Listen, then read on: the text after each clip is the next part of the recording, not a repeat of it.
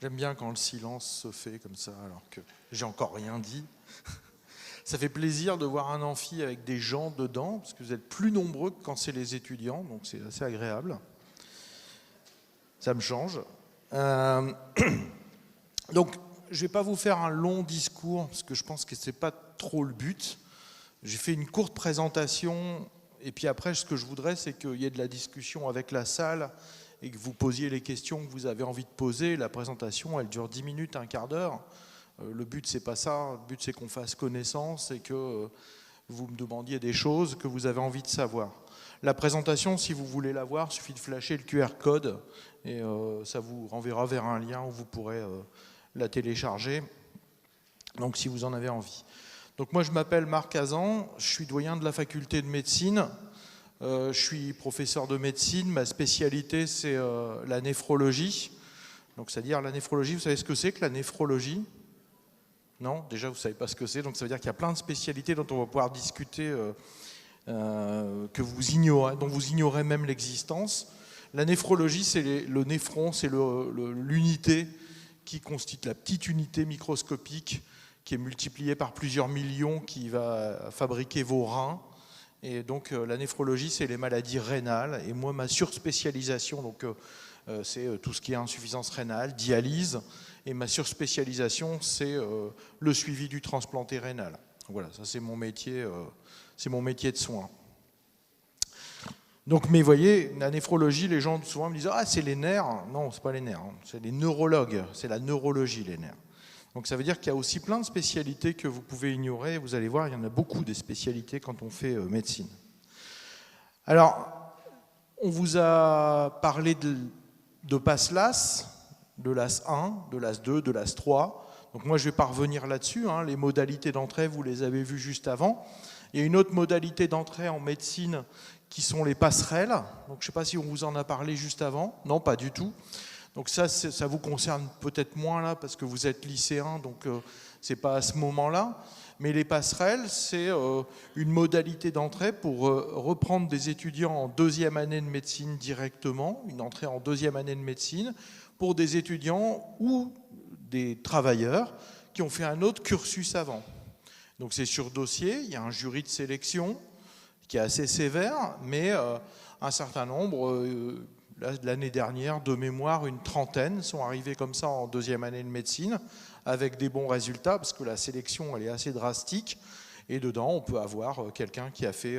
on a eu des pharmaciens qui veulent faire médecine après, des gens qui ont un master de biologie santé qui veulent faire médecine après, des gens qui ont été infirmières qui se lancent après dans des études de médecine.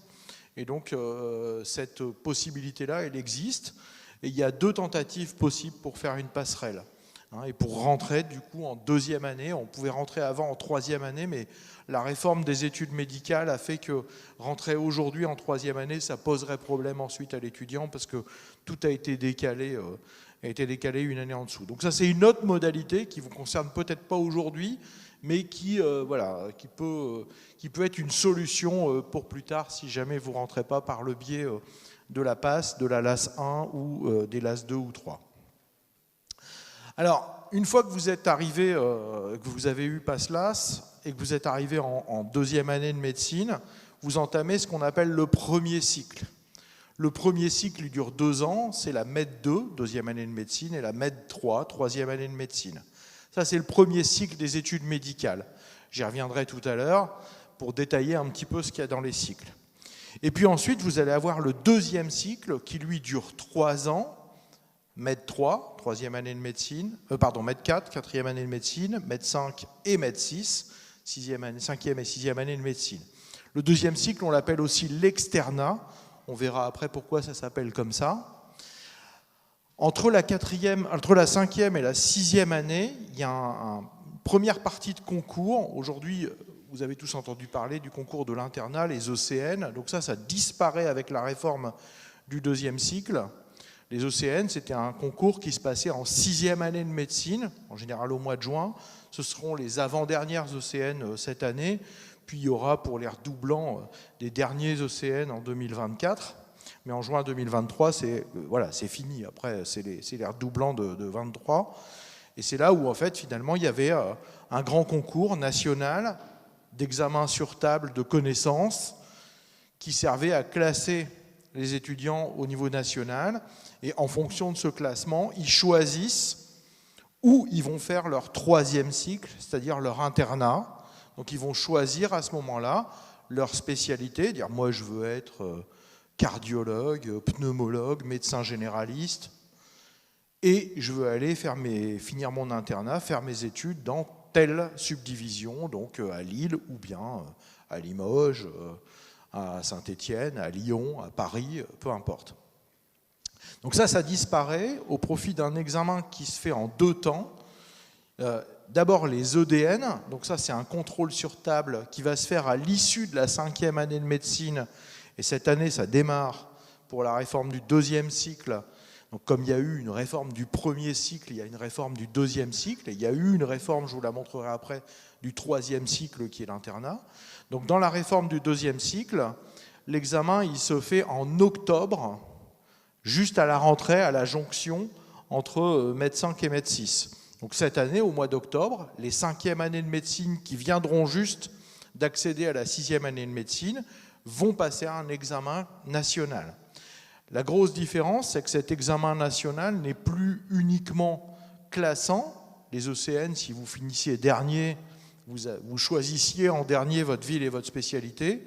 Dans les EDN, il est également validant. Validant, ça veut dire qu'il va falloir un minimum, une note minimale pour pouvoir accéder au 3e cycle. Sinon, il y aura un redoublement. Alors, pourquoi les ECN, c'était juste classant et pas validant? Parce qu'en fait, la validation du 2e cycle, elle était facultaire. Donc, il n'y avait pas de raison de refaire passer un examen pour valider les connaissances, puisque on passait le concours pour être classé en sachant qu'on avait déjà validé les connaissances. Donc c'était normal, et donc on pouvait dire, moi je m'en fous, j'ai envie d'être généraliste au fin fond de la Creuse, il n'y a aucun souci, là je vais en avoir des places, hein, donc je peux finir dernier à l'ECN, ça ne me gêne pas. Aujourd'hui, il va falloir faire la preuve au niveau national qu'on a les connaissances requises pour pouvoir accéder au 3e cycle. Sinon, il y aura un examen de rattrapage qui se déroulera en janvier 24, là pour le coup, puisque première EDN de toute la réforme, là, les tout premiers c'est octobre 23, et là, il y aura un examen de rattrapage en janvier 24. Et ceux qui ne seront toujours pas reçus au rattrapage en janvier 24 redoubleront leur Med5 pour recommencer l'année prochaine. Donc, ça, c'est un élément important. Cet EDN, ça va représenter 60% de la note de l'étudiant pour accéder au 3e cycle. 30% de la note, ça va être ce qu'on appelle les ECOS. Alors EDN, ça veut dire examen dématérialisé national, tout se fait sur tablette, on démarre tous en même temps, il y a 9500, presque 10 000 étudiants en France qui passent à la même minute la même épreuve, partout dans les facs. Et les ECOS, c'est les examens cliniques à objectifs structurés. C'est quoi ça? Eh ben, c'est un examen où on va tester les compétences de l'étudiant. Alors on le fait déjà, nous, depuis des années, dans notre validation de 2e cycle. C'est une mise en situation, soit sur un geste technique.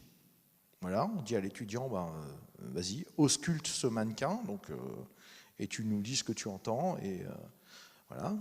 Ou bien, et ça sera à peu près 70% des situations, sur une situation fictive de consultation, avec un faux patient qui joue un rôle, et on voit comment l'étudiant, non seulement arrive au diagnostic, arrive à choisir les bonnes options, mais aussi comment il se comporte. Et on va voir qu'être médecin, c'est pas juste avoir des connaissances et faire des bons diagnostics et mettre des bons traitements. C'est pas ça, être médecin. C'est pas que ça, en tout cas. C'est loin d'être que ça. Si vous savez faire que ça, si vous avez envie que de ça, il ne faut pas faire ça. Il faut changer de métier, faire autre chose, d'entrée de jeu. Et donc ces ECOS, elles vont constituer 30% de la note, donc 60% les EDN, 30% les ECOS, il manque 10%, qui est le parcours d'orientation professionnelle de l'étudiant, qui va inscrire pendant tout son cursus, là, ou qui peut même être repris d'avance, c'est 10% des points qui sont attribués en fonction de ce qu'a fait en plus l'étudiant. Donc ça peut être, j'ai fait un master en plus, ou bien j'ai eu une participation associative en plus, hein, j'ai fait des projets associatifs, et ça peut être valorisé, mais pendant les études, hein, pas avant, hein, d'accord ? Les diplômes, ça peut être avant les études, mais le parcours associatif, c'est pendant. J'ai travaillé pour payer mes études, donc je peux fournir des fiches de paye en disant bah, moi j'ai dû bosser, donc ça accorde des points, mais ça sera plafonné à 10% des points maximum. Bon, voilà, donc il y a ça. Et puis, donc, si les ECOS sont validés, donc si on a validé ces EDN, on aura accès aux ECOS. Si on valide ces ECOS, à ce moment-là, le classement intervient. Les étudiants vont faire des choix sur un système informatique en disant bah, en premier, j'aimerais bien aller faire cardiologie à Paris. En deuxième, bah, je préférerais faire cardiologie à Lille. En troisième, bah, ça sera cardiologie, je ne sais pas, à Amiens. En quatrième, cardiologie à Gna. Puis si je n'arrive pas à avoir cardiologie, donc je peux mettre comme ça plein de vœux. Puis la machine, elle va tourner. Puis elle va regarder, hein, elle va regarder l'étudiant le mieux classé, forcément, il a son vœu. Donc s'il a pris cardio à Paris, bah, ça fait une place de moins à Paris, puis on continue pour l'étudiant numéro 2, etc. Donc c'est exactement la même chose que si on allait devant un tableau, et sauf que du coup, comme c'est désynchronisé, vous faites vos choix quand vous en avez envie, et c'est pas comme c'est fait aujourd'hui, où c'est un peu stressant pour les étudiants, parce qu'ils ont juste un temps limite à passer, où ils doivent poser leur choix en fonction de ce qui reste. Bon, mais ça revient au même, hein, c'est juste que c'est dans le temps, c'est pas la même période de temps. Alors, qu'est-ce qu'il y a dans le premier cycle? Donc ça, c'est le panorama pour vous brosser, grosso modo, comment ça va se passer en médecine. Donc, qu'est-ce qu'il y a dans le premier cycle? Dans le premier cycle, ça va durer 2 ans, je vous l'ai dit, c'est la 2e et la 3e année de médecine, et il va y avoir un certain nombre d'éléments, de connaissances et d'enseignements qui vont concerner la physiologie et les grandes fonctions du corps. Donc, voilà, on va y voir, par exemple, des éléments de biologie moléculaire, de biochimie, mais adaptés bien évidemment à la médecine. On va y voir comment se passe la circulation cardiaque, etc., la circulation du sang, comment fonctionnent les neurones, etc. C'est les grandes fonctions physiologiques. Il y aura des sciences humaines, et notamment dans les sciences humaines, on va avoir un certain nombre d'enseignements qui vont sensibiliser l'étudiant, par exemple, aux situations de violence sexuelle et sexiste, à l'empathie, qu'est-ce que c'est que l'empathie, etc., etc. Donc, qui sont des qualités requises pour pouvoir être un médecin et un bon médecin.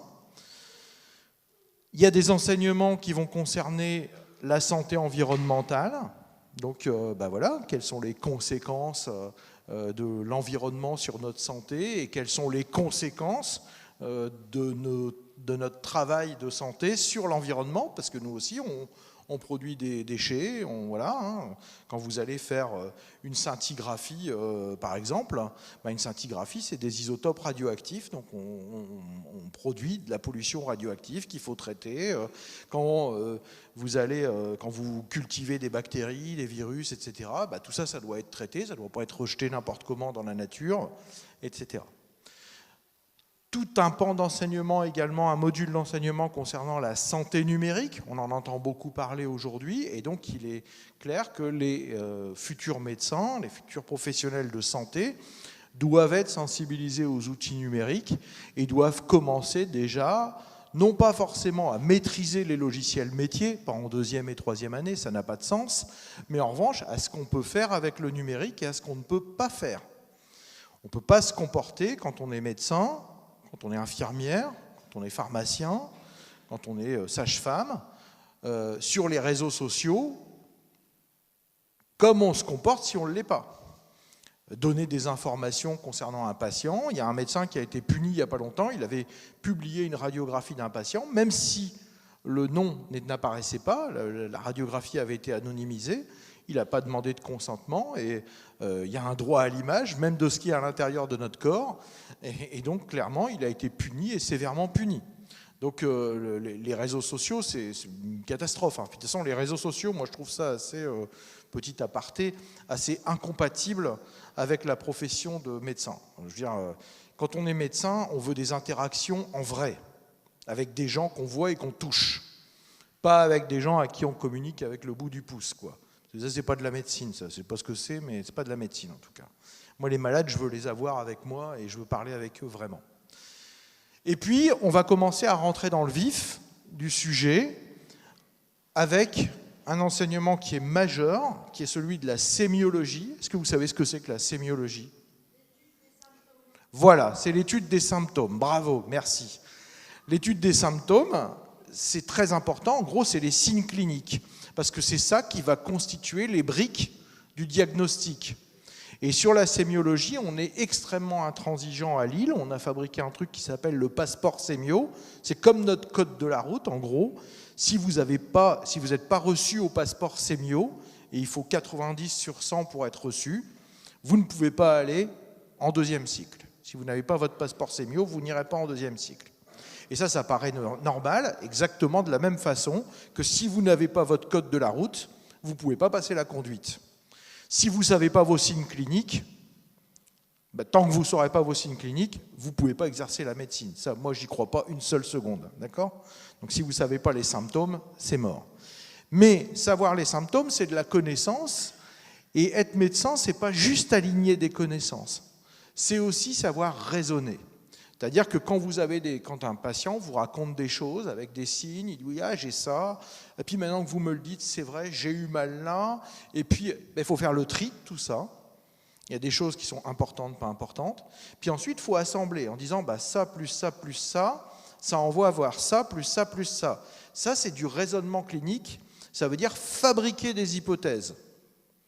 Quand vous travaillez en clinique, ça ne se voit pas parce qu'on va vite, et qu'on le fait automatiquement, mais moi quand j'écoute le patient, grosso modo, j'ai déjà des hypothèses diagnostiques pour 90% des patients sans les avoir touchés, uniquement avec ce qu'ils m'ont raconté.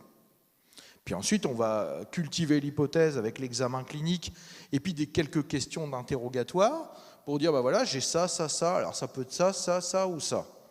Puis je pose 2-3 questions et puis du coup, je dis, non, ça colle plus du tout, donc j'enlève celle-là, il m'en reste plus que 3. Puis je l'examine, puis il me manque tel signe, qui normalement est quasiment toujours là. Non, il m'en manque plus que 2 alors. Donc il me reste plus que 2 hypothèses. Puis éventuellement, là, je vais demander des examens complémentaires si je n'arrive pas à trancher entre l'une ou l'autre. Mais tout ça, c'est quoi ? C'est raisonner, d'accord ? Raisonner, premièrement. Et c'est ça qui est important. Moi, ce que je veux, c'est que les médecins qui sortent d'ici sachent raisonner et ne soient pas uniquement des vomisseurs de connaissances en disant « je sais tout ça par cœur, donc je vais faire un bon médecin ». Ça ne marche pas, d'accord ? Ça ne fonctionne pas. C'est pas comme ça qu'on fonctionne. Moi, il y a plein de fois où je me dis j'ai une hypothèse, et il y a plein de fois où je vais voir sur Internet. Peu importe, c'est pas ça le problème. On n'a plus besoin en 2023 d'avoir la totalité des connaissances. Les connaissances, si j'en ai besoin, elles sont là, au bout de mon smartphone. En revanche, ce que j'ai besoin, c'est de savoir raisonner pour avoir une hypothèse et ensuite aller l'étayer, éventuellement aller chercher les connaissances qui me manquent. D'accord ? Je n'ai pas besoin de tout savoir par cœur. Donc c'est ça la grosse différence qui va se passer entre la PASLAS et la deuxième année de médecine. Et c'est ça qui perd aussi beaucoup d'étudiants. Ils ont appris à tout apprendre par cœur. Vous avez tous vu Hippocrate. En gros, si on vous demande d'apprendre le bottin, l'étudiant en médecine, il ne gueule pas, il demande juste c'est pour quelle date qu'il faut que je le sache. Mais ça c'est tout. Ça il faut plus faire ça après, quoi. Enfin, c'est plus ça qu'on attend de vous. Donc l'initiation au raisonnement clinique, c'est un élément important qu'on va commencer à enseigner dès le premier cycle, dès la MED 2 et la MED 3. Et cette initiation au raisonnement clinique, elle est en parallèle avec l'apprentissage des signes cliniques et de la sémiologie. Et vous voyez déjà poindre quelque chose que je vous mettrai à la fin, qui est finalement quand on soigne des gens, quand on fait de la médecine, ce qu'on gère, c'est l'incertitude. On n'est jamais sûr de notre diagnostic. On est presque sûr, ou alors pas tout à fait sûr, ou moyennement sûr, ou pas sûr du tout. Et ça, il faut apprendre à le gérer dans sa tête. Gérer l'incertitude, ça peut être extrêmement stressant pour certains, ça peut être angoissant. Et si on ne sait pas faire ça, il ne faut pas faire médecine non plus. D'accord ? Parce que notre métier, c'est ça, c'est de gérer l'incertitude en permanence, de jamais être sûr à 100% de ce qu'on va faire. Et de savoir rectifier, et donc de garder l'esprit ouvert pour dire ok, je suis parti par là, mais non, ça va pas. Mais c'est pas grave, c'est pas une faute médicale, hein, d'accord? Aucun médecin fait 100% de ses diagnostics du premier coup, ça n'existe pas ça, hein, d'accord? À part je sais pas, chez le Dr House, mais sinon, en vrai, dans la vraie vie, ça n'existe pas ça. Et puis, pendant ce premier cycle, il y aura aussi les premiers contacts avec les patients et avec l'hôpital. Hein. Dès la deuxième année de médecine, on va mettre un orteil dans l'hôpital et puis être en contact avec des seniors. Et puis, à partir de la troisième année de médecine, on va commencer à aller en stage. Lundi, par exemple, j'étais en consulte. J'ai encore, en tant que doyen, j'arrive encore à me caler 2 plages de consulte dans la semaine. Je ne fais plus que ça, mais bon, voilà, ça me rafraîchit la tête. C'est ma récré, moi, la consulte, hein, d'accord, je m'amuse bien, là. Et puis j'avais un petit jeune, en troisième année, là, qui est venu là, et qui m'a demandé, alors ils sont marrants, hein, parce qu'ils sont tout petits, là, machin, en plus c'est la consulte du doyen, tu parles, et donc il me dit, monsieur, est-ce que je peux venir avec vous? Je dis, bah, welcome, hein, donc trouve-toi une chaise, et puis installe-toi, et il a vu la consulte. Et je pense que c'est là qu'ils apprennent énormément. En plus, j'ai eu une consulte extrêmement humaine sur le premier patient, avec un patient qui a duré 1 heure, parce que extrêmement angoissé, etc. Il y avait 5 minutes de technique et 55 minutes de discussion, d'humanité, de problèmes, voilà. C'est ça le métier, quoi. Et j'espère que ça t'a plu, parce que si t'aimes pas ça, faut que t'arrêtes. Parce que c'est ça le cœur du métier. Et moi, quand je suis sorti de là, avec un patient qui sort de là, qui dit ah, « Merci, vous m'avez rassuré », moi, ma journée, elle est faite, hein, il ne m'en faut pas plus. Hein, je suis content pour ma journée. C'est parfait, ça. Je suis heureux avec ça. Et quand un étudiant me dit bah, « Super, j'ai compris », c'est pareil, ça fait ma journée, ça. Moi, j'en ai assez. Si c'est ça ma récompense, et c'est ça qui doit être votre récompense, ça va être les patients, ça ne sera personne d'autre, si vous êtes médecin. Alors, le deuxième cycle, ça dure 3 ans. Donc là, vous avez vu, on est déjà à 3 ans d'études, puisqu'on a fait PASS-LAS, 1 an, voire 2 si on a fait un petit détour pour revenir en LAS 2, plus 2 ans de premier cycle, 3, et là, on va encore s'en recoller 3 pour arriver à 6 ans avant de commencer le 3e cycle. Donc le deuxième cycle, c'est MED 4, MED 5, MED 6. Là, on va y apprendre les différentes spécialités, les différentes pathologies qui rentrent dans ces spécialités. Alors, vous allez apprendre, alors on commence un peu en MED 3 parce qu'on a décalé avec la réforme, on a redescendu un certain nombre de spécialités directement vers le premier cycle pour se regagner une année, parce que vous avez vu, les EDN arrivent juste à la fin du MED 5, alors qu'avant, ils arrivaient à la fin du MED 6. Donc on a perdu 1 an, donc on a tout translaté avec la réforme.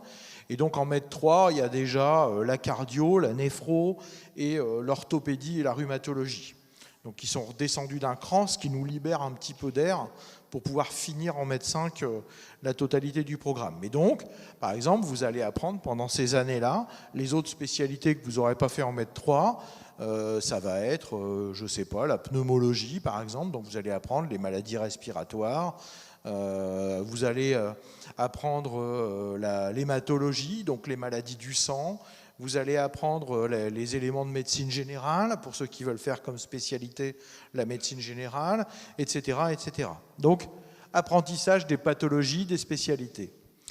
Et surtout, ces 3 années où la moitié de votre temps, ça va être du stage hospitalier ou chez le praticien. Les deux, il y a du stage aussi chez le praticien. On s'attache vraiment de façon majeure à ce que tous les étudiants aillent au moins une fois sur ces 3 années-là faire un stage chez un généraliste en ville pour aller voir ce que c'est que l'exercice de la médecine de ville, et donc qu'ils apprennent et qu'éventuellement ça leur donne envie de faire ça s'ils ont envie d'être généralistes. Donc ça, c'est la moitié du temps où il va y avoir du stage, et dans ces stages, il va y avoir des gardes. Donc on va commencer à être 2 gardes quand on va être étudiant. Alors c'est des gardes d'externe, elles sont bien évidemment avec un interne, puis avec un senior. Et donc c'est pas tout seul, hein, vous n'êtes pas tout seul aux urgences avec vos malades à vous démerder, hein, vous avez des référents à appeler, heureusement. Mais voilà, vous commencez à accéder à ce qu'on appelle la permanence des soins.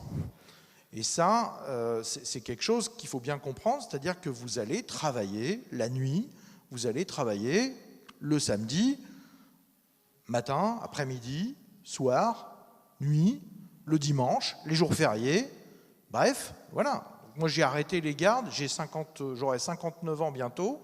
J'ai arrêté les gardes à 57 ans parce que je suis devenu doyen. Et que franchement, là, c'était plus possible. Mais jusqu'à 57 ans, je faisais encore des gardes. J'étais de garde en soins intensifs néphrologiques, tout seul, sans interne. D'accord ? Et c'est moi qu'on appelait directement quand il y avait un souci. Et je dormais là. C'est-à-dire que j'avais une petite chambre avec un petit lit, réveillé à 6 heures du matin par le lave-bassin de la dermato qui est à l'étage au-dessus. Voilà, c'est ça ma vie, hein, d'accord ? Il faut bien comprendre que ce n'est pas une vie de nanti et une vie où ça va être facile. Ça va être difficile pendant vos études, mais ça sera difficile aussi après. Je ne veux pas vous faire peur tout de suite, mais il faut bien avoir ça en tête, parce que si vous y allez la fleur au fusil et que vous vous rendez compte au bout de 6 ans d'études que punaise, c'est l'enfer, c'est un peu con-con, hein, fallait s'y attendre avant, quoi. Donc je préfère vous parler franchement de ce que c'est que le métier. Et donc, vous l'avez vu, il y aura l'évaluation des connaissances par le biais des EDN, je vous en ai parlé tout à l'heure, et des compétences par le biais des ECOS. D'accord ? Et finalement, cette période-là, on l'appelle l'externat aussi, deuxième cycle ou externat, parce que quand on est étudiant hospitalier, on dit aussi qu'on est externe. D'accord ? C'est pour ça que ça s'appelle comme ça, externat. Et c'est une formation qui est éminemment professionnalisante. Par provocation, je dis souvent, ici, ce n'est pas une faculté de médecine, c'est une école de formation professionnelle. On fait un BEP médecine ici. D'accord ? En fait, on vous apprend votre métier. On ne vous apprend pas autre chose que votre métier. D'accord ? Ce n'est pas comme si vous alliez faire, je ne sais pas moi, sociologie, droit. Quand vous sortez de droit ou de sociaux, vous pouvez faire plein de métiers différents. Vous pouvez être enseignant en sociologie, droit, vous pouvez être enseignant en droit, vous pouvez être avocat, vous pouvez rentrer dans la magistrature, vous pouvez, voilà. Ici, vous sortez d'ici avec un diplôme de docteur en médecine, quoi, pour faire médecine. On ne sait pas fabriquer autre chose. Alors, le troisième cycle, il dure de 3, j'ai mis un 4 avec un petit point d'interrogation entre parenthèses, parce que ça fait référence à la 4e année de médecine générale, qui est presque actée, mais qui n'est pas encore dans les textes, à la 4e année d'internat de médecine générale. Donc c'est 3, ça sera probablement 4, et ça va jusqu'à 6 ans pour certains DES, en particulier alors les DES, c'est les diplômes d'études spécialisées. Pour ceux qui se spécialiseront en chirurgie, ça dure 6 ans. La néphrologie, par exemple, c'est 5 ans. Donc moi, à mon époque, c'était 4 ans, mais maintenant, c'est 5 ans. Donc finalement, pour ceux qui font médecine générale, le cursus aujourd'hui le plus court, c'est 9 ans. Pour ceux qui feront médecine générale demain, ça sera 10 ans. Et donc la durée des études, pour les chirurgiens, c'est 12. Vous voyez, c'est très très long, hein. Donc il faut accepter aussi cette idée-là. On part, quand on fait ces études-là, on part pour un temps long, un temps très très long. Ça veut dire que vous allez être médecin à 28, 29, 30 ans. Vous allez être docteur en médecine. Vous allez pouvoir exercer votre spécialité.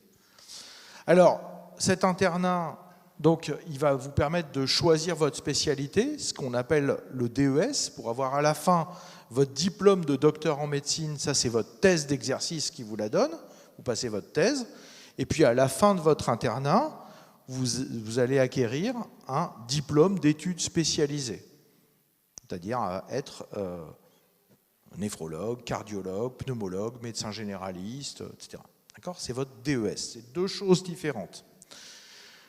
L'internat, il a été réformé également, donc comme finalement toutes les études de médecine ont été réformées. Et pourquoi les facs, elles sont un petit peu rincées là aujourd'hui ? C'est parce que c'est la première réforme qui a eu lieu, c'était 2017.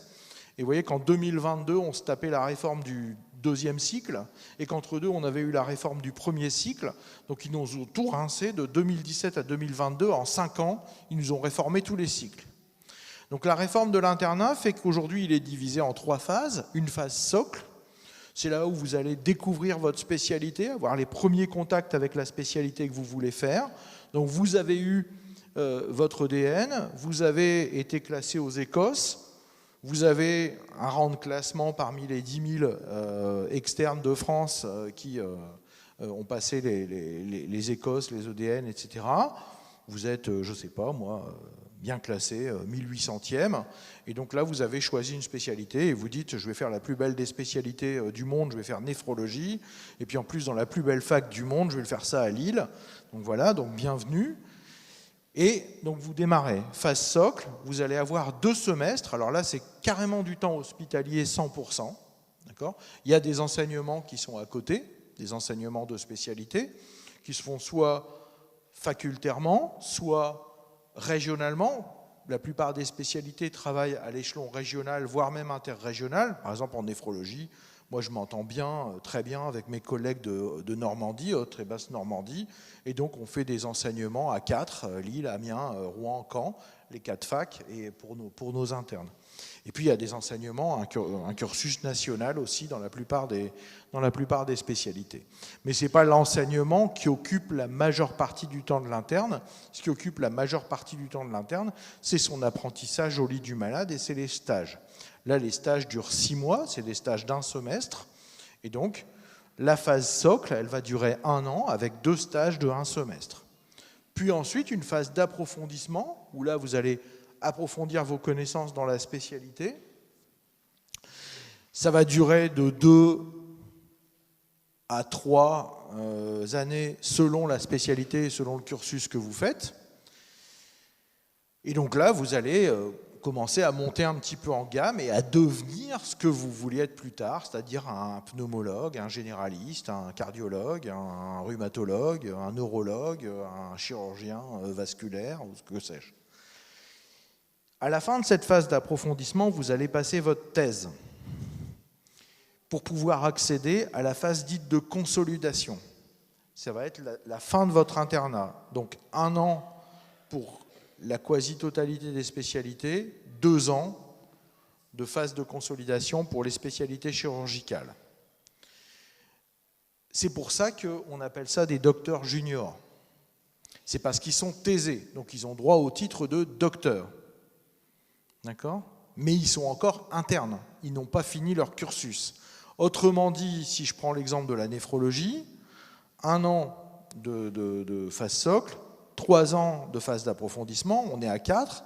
La 5e année, c'est celle de docteur junior. Pour pouvoir être docteur junior, il faut que j'ai passé ma thèse avant d'arriver en 5e année, sinon je ne suis pas docteur junior, je n'ai pas ma thèse.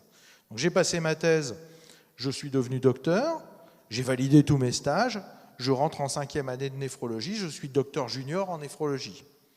Mais je ne suis pas néphrologue, mon cursus n'est pas terminé. Il me reste 1 an pour finir mon cursus. Donc je n'ai pas le diplôme d'études spécialisées de néphrologie, je ne suis pas encore néphrologue. Mais je suis quand même ce qu'on appelait dans le temps un vieil interne, maintenant on appelle ça des docteurs juniors, mais c'était ce qu'on appelait un vieil interne, et on sait bien qu'avec un vieil interne, on peut commencer à lui lâcher la grappe, ce qu'on ne ferait pas avec un plus jeune interne. Et donc, peu à peu, cette phase-là, c'est une phase où l'interne va acquérir de l'autonomie. Il va être supervisé, avec une supervision qui au départ est une supervision, au début des premières années, qui est une supervision extrêmement rapprochée. L'interne, on essaye qu'il ne soit jamais tout seul. Et puis, à un 5e année, il faut qu'il puisse être tout seul. Il faut qu'il puisse commencer à consulter tout seul. Il faut qu'il puisse commencer à avoir la responsabilité tout seul de malade, etc. C'est son boulot. C'est-à-dire que ça va être son... Dans 1 an, il sera vraiment tout seul parce qu'il sera néphrologue, docteur en médecine, et il pourra aller s'installer où il voudra s'il veut s'installer. Donc voilà. Donc là, il y a la thèse d'exercice et c'est ça qu'on appelle les docteurs juniors. Donc c'est vraiment, j'en ai parlé parce que vous en entendez sans arrêt parler là, avec les histoires de réforme et machin qui veulent aller mettre des docteurs juniors à droite à gauche, donc que vous sachiez ce que c'est qu'un docteur junior. Alors, des spécialités, il y en a plein. Il y en a 44 très exactement. Il y a 44 diplômes d'études spécialisées. Ces 44 diplômes d'études spécialisées, c'est 44 DES. Il y en a 30 en médecine. Il y en a 13 en chirurgie et il y a un DES de biologie, d'accord, pour devenir biologiste. Quand vous allez faire une prise de sang au laboratoire près de chez vous, ben c'est un biologiste qui valide vos résultats. Ben c'est quelqu'un qui a un DES de biologie. Ce DES, il a une petite particularité, il est à double entrée. On peut y arriver par les études de médecine ou bien par l'internat de pharmacie. Donc un biologiste dans un laboratoire peut être soit un médecin, soit un pharmacien qui a fait le DES de biologie. Donc ça, c'est le seul aujourd'hui qui a un DES comme ça à double entrée. Donc les spécialités les plus enfin, le nombre le plus important, c'est médecine, puis ensuite c'est chirurgie avec 30 et 13 respectivement. Dans certaines spécialités, il y a des options de surspécialisation. On ne va pas détailler ça ici, hein. Je n'ai pas voulu faire ça, parce que sinon on devient complètement cinglé, puis c'est pas maintenant que vous allez regarder ça. Mais il peut y avoir des surspécialisations. Par exemple, la psychiatrie, vous pouvez être psychiatre adulte ou pédopsychiatre pour les enfants. Et donc la pédopsychiatrie, c'est une option du DES de psychiatrie. D'accord ? Donc, c'est un exemple d'option. Et puis, il y a aussi des formations spécialisées transversales qui peuvent vous orienter votre métier de plus tard. Les formations spécialisées transversales, c'est des formations complémentaires que vous pouvez faire en plus, ce n'est pas obligatoire. Comme leur nom l'indique, elles sont transversales, ça veut dire qu'elles sont accessibles à plusieurs médecins différents, plusieurs spécialités différentes, et elles vont vous permettre de compléter votre cursus si vous vous orientez vers quelque chose. Je vous donne un exemple pour que ce soit plus clair. Prenons l'addictologie. Donc les addictologues, c'est des médecins qui vont s'occuper des gens qui ont une pathologie addictive, par exemple au tabac, à l'alcool, à différentes drogues, etc. Donc l'addictologue, ça peut être un psychiatre, ça peut être un pneumologue, parce qu'il fait la FST d'addictologie pour se dire moi je suis pneumologue et puis j'ai envie de m'orienter vers de la consultation de sevrage tabagique.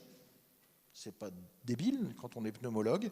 Ça peut être un hépato-gastro-entérologue parce que lui il dit moi je vais faire de l'addictologie parce que je veux m'orienter vers la prise en charge des alcooliques et le sevrage alcoolique. Vous voyez qu'on va avoir ici, là je vous ai donné un exemple avec une FST, l'addictologie, et la possibilité d'y arriver par 3 spécialités différentes. Ça peut même être un généraliste qui dit moi finalement je vais faire de la médecine générale, mais j'aimerais bien aussi avoir une consultation d'addicto ou 2 consultations d'addicto dans un établissement qui prend en charge du sevrage alcoolique, etc. Je vais faire ma médecine générale, je ferai médecine générale, j'aurai un cabinet, et puis par exemple le mercredi après-midi ou le jeudi après-midi, le cabinet est fermé et je suis en consultation d'addicto parce que voilà, je fais un autre truc et ça enrichit mon activité professionnelle intellectuellement, ça enrichit ma pratique, etc. Donc vous voyez que les modalités d'exercice sont variées et elles sont également variées aussi dans la façon dont vous allez, dans l'endroit où vous allez exercer. Vous pouvez exercer à l'hôpital, vous pouvez être médecin hospitalier, moi je suis médecin hospitalier, ce qu'on appelle un praticien hospitalier. Alors je suis PUPH, je suis professeur des universités, praticien hospitalier, mais voilà, les gens qui travaillent à l'hôpital, mon épouse est praticien hospitalier, elle travaille uniquement à l'hôpital, son activité est hospitalière. Et puis vous pouvez être médecin dit libéral, c'est-à-dire installé en ville, avec un cabinet ou dans une clinique privée, un hôpital privé. Et là, vous êtes médecin libéral. Vous pouvez aussi travailler dans des établissements publics, privés, à but non lucratif. Le centre Oscar Lambret, qui est juste là en face de l'hôpital Hurier, qui est le centre de prise en charge des patients qui ont des cancers, ce centre, c'est un établissement privé à but non lucratif. D'accord ? Donc les médecins qui sont là sont des praticiens qui travaillent dans un établissement privé à but non lucratif. C'est encore un mode d'exercice différent. Et puis il y a des spécialités où vous êtes plus ou moins en contact avec le patient. Moi j'ai choisi une spécialité où on est très en contact avec le patient et où il y a de l'urgence et où il y a de l'action, etc. Mais vous pouvez avoir des spécialités moins en contact avec le patient, éventuellement moins actives que la mienne, comme la cardio, la pneumo. Bon, ça peut vite se débricoler dans la journée. Le malade, il peut être bien le matin, puis pas bien le midi. Mais vous avez des spécialités où ça peut être plus calme, où il y a donc moins de garde et astreinte, et où il y a éventuellement moins, voire très peu de contact avec les patients. Ça existe. Par exemple, si vous faites médecin de santé publique, vous avez quand même moins de contact avec le patient qu'un médecin clinicien qui est sur le terrain. De la même façon qu'un biologiste aura très peu de contact avec le patient. Il fait les analyses médicales, biomédicales, mais il aura beaucoup moins de contact avec le patient. Donc, des activités, des spécialités variées, des modes d'exercice variés, et des spécialités différentes qui vous conduisent à avoir plus ou moins de contacts, à avoir besoin de faire des gardes ou pas de gardes, etc. Donc ça, il faut y réfléchir. Pendant vos études de médecine, progressivement, vous allez découvrir, notamment par le biais des stages, différents types de spécialités. Il faut prendre vos stages en fonction de ce qui éventuellement vous intéresse pour voir si ce que vous allez voir en stage, ça correspond à ce que vous imaginez ou bien si c'est juste du fantasme dans votre tête. Alors, c'est quoi un médecin? C'est ça. Un médecin, ça doit savoir. Donc, il faut des connaissances. Il faut aussi savoir s'en servir, donc il faut savoir faire. Ce n'est pas le tout d'avoir des connaissances. S'il fallait juste des connaissances, je vous file tous un Larousse médical et vous n'avez plus besoin de moi. D'accord? Donc, non, il faut savoir faire une fois que vous avez les connaissances. Moi, je peux être vachement balèze, avoir compris la mécanique. Je ne vais pas faire le malin si mon garagiste il me dit qu'il faut changer mon alternateur. D'accord? Je sais ce que c'est qu'un alternateur. S'il me dit qu'il faut le changer, c'est lui qui me le dit. Et s'il faut le changer, c'est lui qui sait le faire, c'est pas moi qui sais le faire, même si je sais ce que c'est qu'un alternateur. Et puis, il faut savoir être aussi. C'est-à-dire qu'il faut aussi savoir se comporter avec les patients et s'attendre à ce que des fois, ça puisse être compliqué, parce que vous allez vivre des situations compliquées, je vais y revenir juste après. Et c'est au centre de tout ça que se trouve le médecin. Alors, qu'est-ce qu'il faut comme qualité? Il faut de la capacité de travail. Les 35 heures, vous oubliez, c'est mort ça. D'accord, les 35 heures, enfin là, moi actuellement, les 35 heures, normalement, mercredi midi, je suis déjà à 35 heures. Ma journée de ma semaine, c'est 70. Là, vous voyez, je bosse ce matin, cet après-midi. Demain matin, je vais bosser probablement. Demain midi, ma femme va gueuler, donc je vais arrêter de travailler. Donc, mais voilà, j'aurai dimanche après-midi. Donc, il faut de la rigueur. Vous ne pouvez pas dire ouais, bon, ça va être à peu près ça, ça va aller. Non. Le patient, ça ne peut pas être à peu près ça pour le malade. Le malade, lui, il faut que ce soit parfaitement ça. Donc ça peut pas... Il faut aimer apprendre, parce que toute votre vie, vous allez apprendre. Vous avez vu, il y a eu la crise Covid. Qu'est-ce qu'on a appris, nous, médecins, pendant cette crise Covid? On a dû faire face à une nouvelle maladie, des nouvelles prises en charge. Il a fallu imaginer des tonnes de trucs. Et ça, il faut aimer le faire. Et moi, j'ai adoré le faire. Je peux vous dire que la première vague de Covid...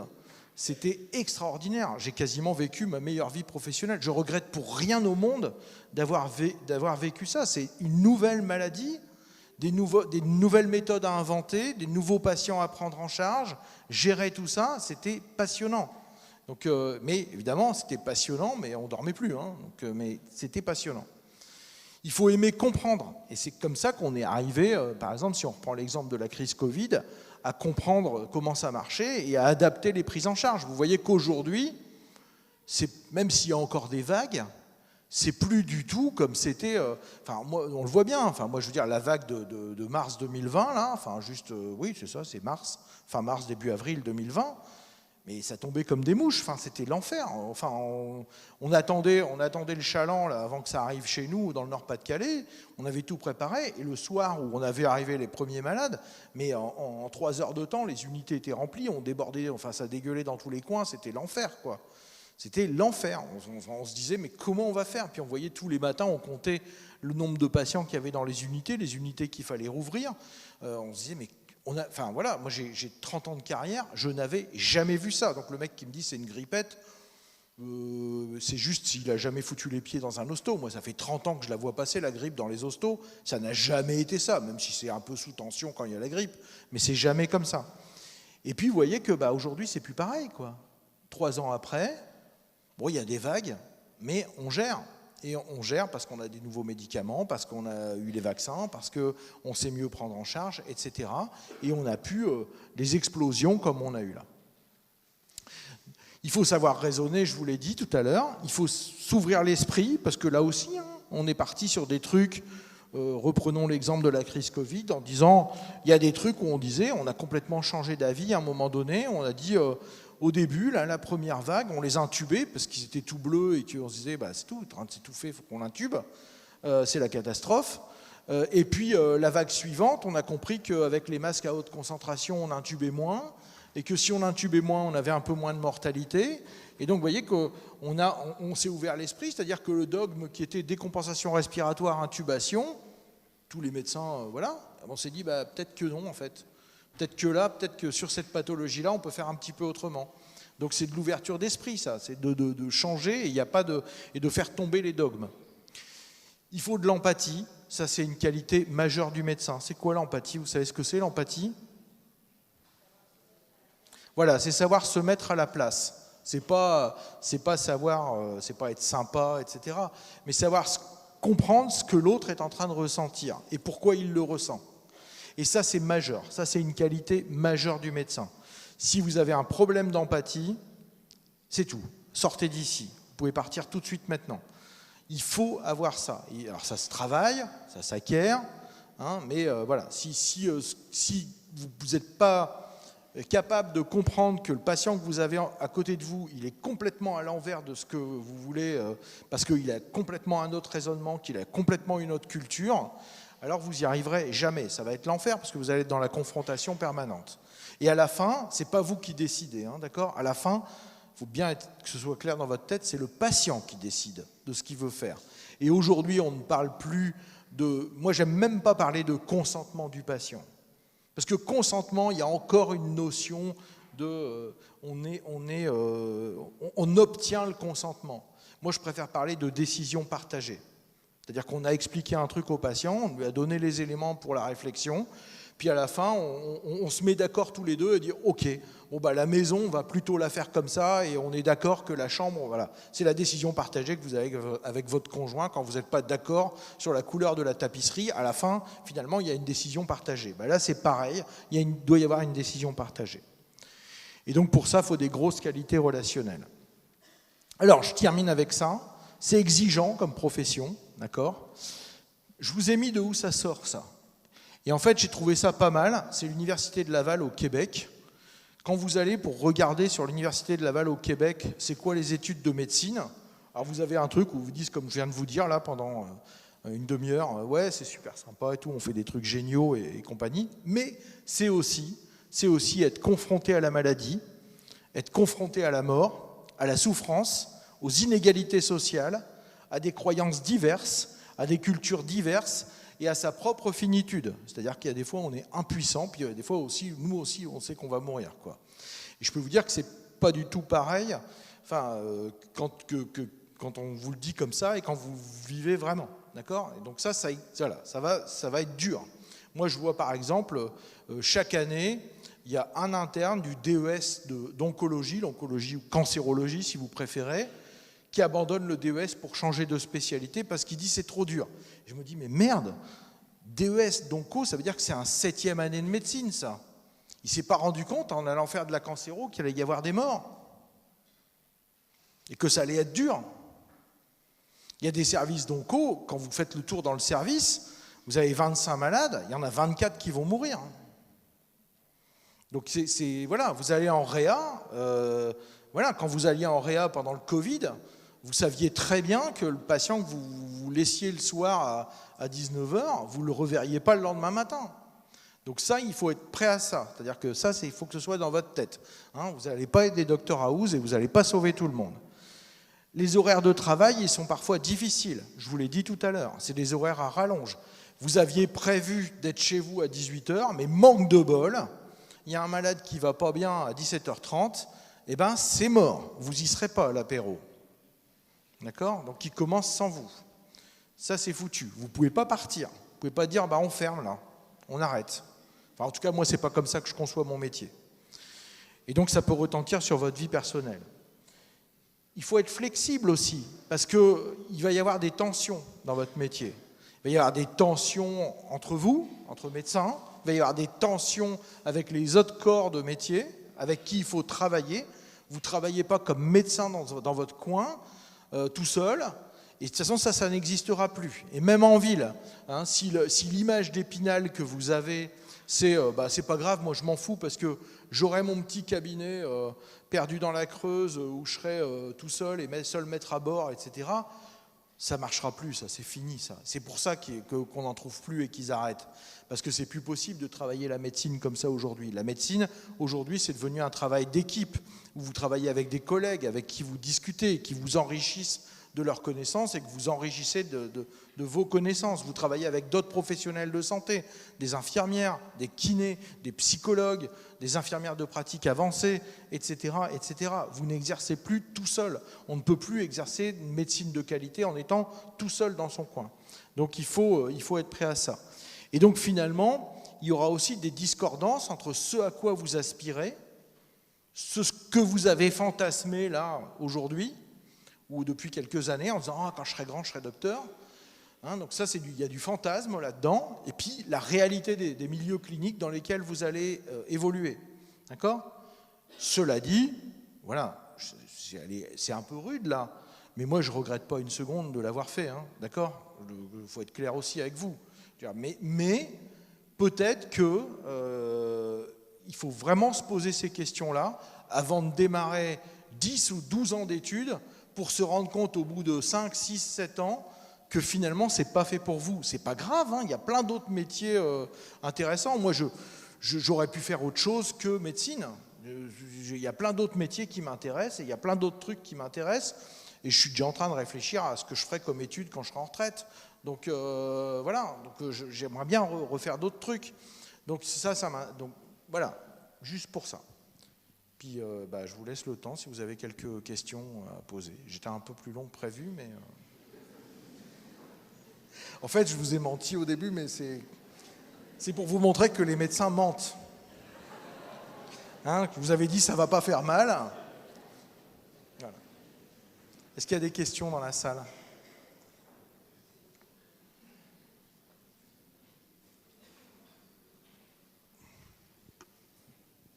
Non ? Oui ? Attends. Comme ça, ils entendent aussi.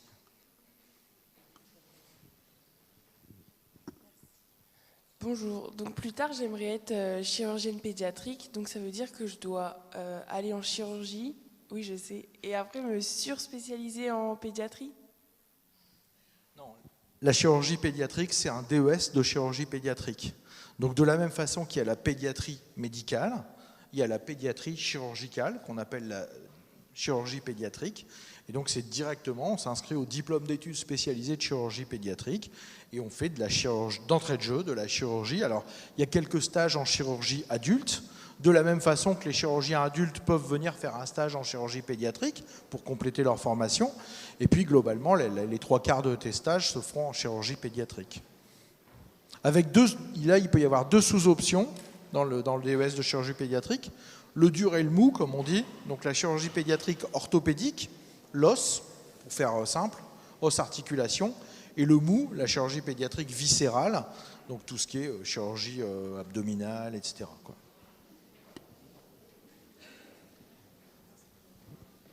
Bonjour, est-ce qu'on peut changer de spécialité ou pas ?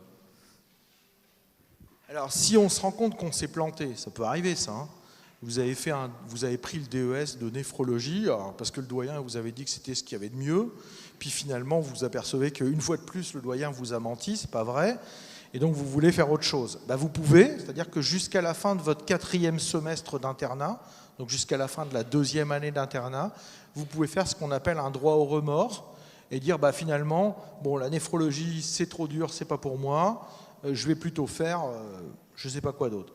Donc je vais changer de spécialité. Il y a des conditions quand même pour pouvoir faire un droit au remords. Vous ne pouvez pas prendre n'importe quoi, vous pouvez prendre une spécialité dans laquelle vous êtes mieux classé que le dernier qui a pris la spécialité, parce que sinon ça veut dire que vous ne l'auriez pas eu. Et donc sinon ça serait une façon de contourner les rangs de classement. D'accord ? Donc si par exemple vous étiez classé 2 millième à l'internat et que vous voulez aller dans une spécialité dans votre fac où le dernier mieux classé il est 1800e, vous ne pourrez pas. En revanche, si le dernier mieux classé il est 2500e, vous étiez 2 millième, donc vous pourrez accéder à cette spécialité. Alors ça peut plus ou moins rallonger, c'est-à-dire que quand vous arrivez dans la nouvelle spécialité, mettons que vous êtes à la fin du 4e semestre d'internat, vous changez de spécialité, le nouveau coordonnateur du DES, celui qui vous changez, vous partez de la néphro pour aller vers la cardio par exemple. Le responsable du DES de cardio va dire tu as fait ça, ça, ça, ça et ça comme stage, je peux t'en reprendre 2 sur les 4 parce qu'il y en a 2 qui correspondent à notre maquette aussi, qui sont communs aux 2 maquettes, donc je peux te reprendre 2 semestres, donc ça va te rallonger que de 2 semestres, donc un an de plus, quoi. Alors si vous faites votre droit au remords plus tôt avec des semestres qui collent, ça peut être tout est repris ou pas tout, mais ça c'est situé assez au cas par cas.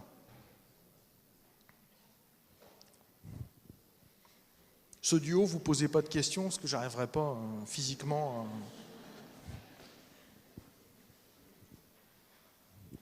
Bonjour, est-ce que c'est possible de ne pas valider son deuxième cycle si on échoue aux EDN? Alors, normalement, j'espère que non. Globalement, il y a un nombre de fois limite, comme pour tous les cycles, et c'est la même chose aussi pour le 3e cycle. Et globalement, c'est 2 fois la durée du cursus. Donc, c'est-à-dire que si, par exemple, le 2e cycle, il doit être fait, on l'a vu, en 3 ans, c'est mètre 4, mètre 5, mètre 6, 3 années. Donc il faut avoir validé son 2e cycle en un minimum de 6 ans. Enfin, un maximum, pardon, de 6 ans. Donc au-delà de la donc ça veut dire que, par exemple, vous redoublez la mètre 4, bon, 2 ans. Vous redoublez la mètre 5, 2 ans. Vous redoublez la mètre 6, 6 ans, voilà, donc 2, 2, 2, 2, vous avez fait 6 ans. Au moment où vous redoublez votre mètre 6, il ne faut plus la rater, parce que si vous la ratez, 6 ans, c'est fini. Vous ne pourrez pas faire une 7e année de 2e cycle. Donc c'est possible d'être exclu. C'est rare, hein, vraiment c'est rare. Et après, il y a aussi, on ne va pas compter là-dedans, on peut faire des dérogations. Et par exemple, moi je ne vais pas compter là-dedans, je suis d'accord pour déroger si quelqu'un a été malade, bien évidemment, s'il y a eu une maladie grave qui a fait que vous n'avez pas pu passer les examens, on peut tout à fait déroger et dire ok pour une 7e année. En revanche, là où moi je ne suis pas d'accord pour déroger, c'est quand les gens n'ont pas été malades et ont juste redoublé parce qu'ils ne bossaient pas, quoi. Donc s'ils ne bossaient pas, ils ne bossaient pas. Hein. Voilà. Et pour l'internat, c'est la même chose, c'est-à-dire que vous pouvez à chaque fois doubler la durée de chaque phase. Donc ça veut dire que jusqu'au bout, ce n'est pas gagné. Hein.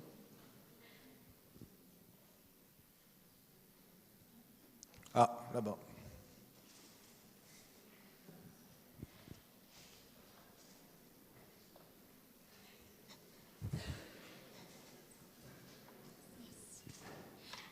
Bonjour. Est-ce qu'on peut être praticien et chercheur en même temps? C'est moi. En fait, alors on peut être praticien et chercheur. Les PUPH, les hospitalo-universitaires, PUPH ou maîtres de conférences universitaires, praticiens hospitaliers, MCUPH, on a un statut d'enseignant-chercheur à côté de notre statut de praticien hospitalier. Donc moi, j'en fais moins maintenant parce que je vieillis et que c'est mes jeunes qui gèrent, mais j'ai effectivement fait de la recherche, j'ai travaillé sur de la souris, j'ai été faire un post-doc dans un laboratoire d'immunologie, j'ai passé une thèse de sciences, j'ai fait une habilitation à diriger la recherche. Donc il y a ça, et on peut faire un double cursus dès le départ si on est très doué. Il y a quelques étudiants qui font un double cursus médecine INSERM. Ils sont sélectionnés, triés sur le volet, c'est très peu, hein, c'est 1 ou 2 par promotion, capables d'enchaîner un double cursus et après de pouvoir orienter leur carrière soit vers de la recherche pure, soit vers une carrière mixte comme la mienne, c'est-à-dire à la fois de médecin et d'enseignant-chercheur. On a une future universitaire dans la salle. Ouais. Ah, bon, c'est bien.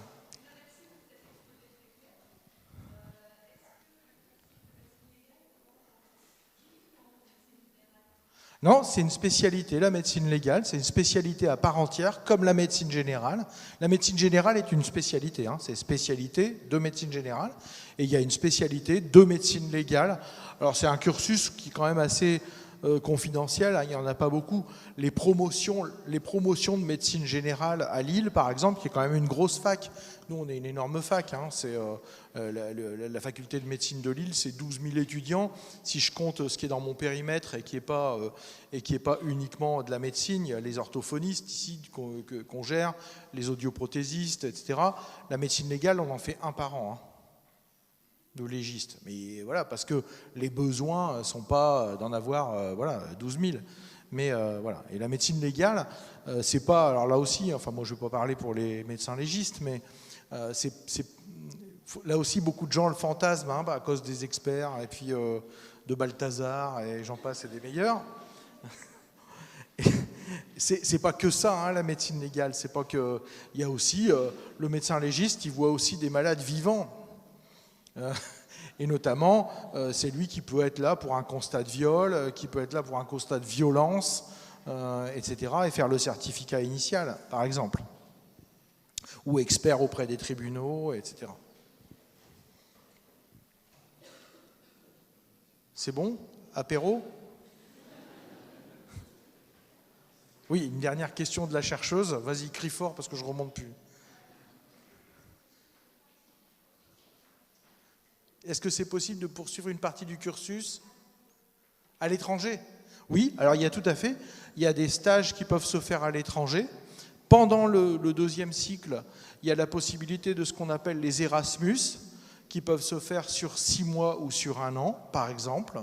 Et pendant l'internat, il y a des stages dits hors subdivision. Dans les stages hors subdivision, vous pouvez aller faire un stage en dehors de votre faculté.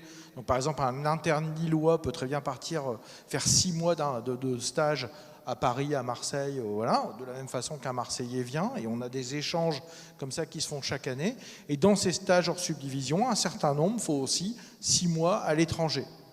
Et puis, il y a aussi la possibilité, pendant les études de médecine, de faire un Master 2 recherche, toi qui t'intéressais à ça, et ce Master 2 recherche peut être fait à l'étranger. Moi, j'ai un de mes PH, que j'espère être un jour universitaire, un de mes praticiens du service, qui a fait son Master 2 aux Pays-Bas, dans la construction des organoïdes, donc ces fabrications d'organes artificiels. Là. Il a travaillé là-dessus, il a travaillé aux Pays-Bas, et donc il a fait pendant 1 an, il était en mobilité aux Pays-Bas. Donc oui, il y a tout à fait, et c'est même bien, c'est de l'ouverture d'esprit, ça apprend d'autres trucs, on voit d'autres organisations, ça peut aussi permettre d'apprendre l'anglais. Voilà. Moi, quand j'étais en postdoc, dans le truc où j'étais, il y avait un Chinois, enfin dans le petit bureau où j'étais, il y avait un Chinois, il y avait une Allemande, une Belge, bon, elle parlait français celle-là, une Espagnole, une Grecque.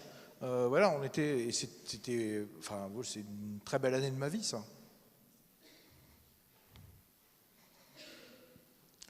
Bon, bah les amis, je vous laisse là.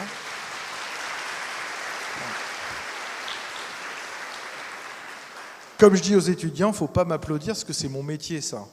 Donc j'imagine que quand le plombier vient chez vous réparer la fuite, vous l'applaudissez.